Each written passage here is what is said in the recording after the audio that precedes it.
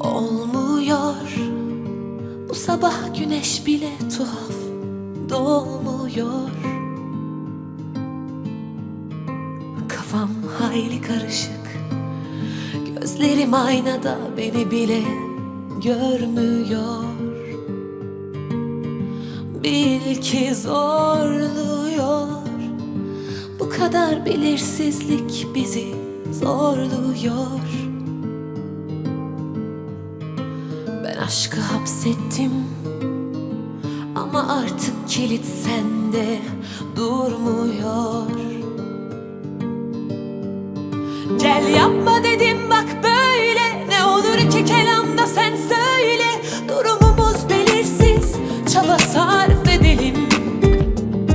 Yaşanılanlar hep aynı, hepimizde o tuhaf kaygı. Bakarsın toparlarız, devam edelim. Dinletemedim, kelimeler tükendi. Söyletemedim. Şimdi senle ben bir miyiz senle, yoksa hiç miyiz? Gözüme baka baka umut